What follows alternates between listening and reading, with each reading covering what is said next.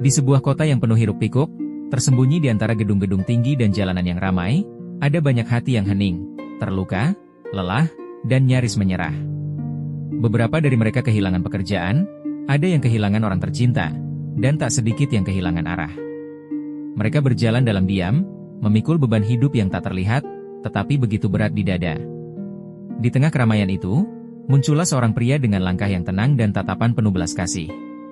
Ia tidak membawa harta, tidak juga tongkat keajaiban, tetapi dari wajahnya memancar damai yang menyentuh hingga ke relung hati terdalam.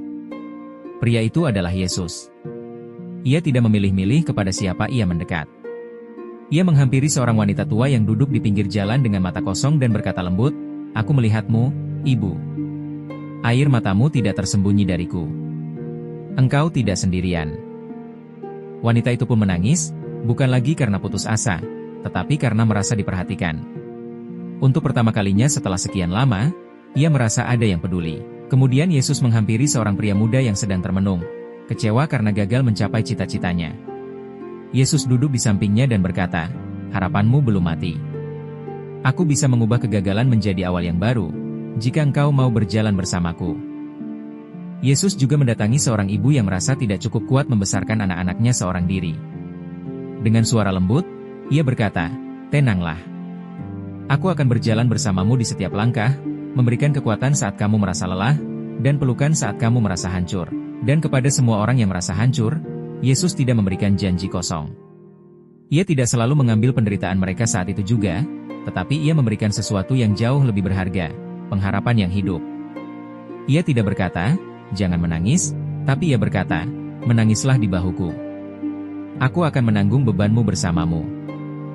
Yesus tidak pernah menolak mereka yang datang dengan hati remuk. Ia tidak menuntut kesempurnaan, ia hanya meminta kejujuran, hati yang mau datang dan berserah. Di dalam pelukannya, orang-orang yang putus asa mulai melihat cahaya, meski hanya setitik, dan dari titik itulah, hidup mereka mulai berubah. Hari demi hari, mereka yang dulunya hampir menyerah kini berjalan dengan langkah baru.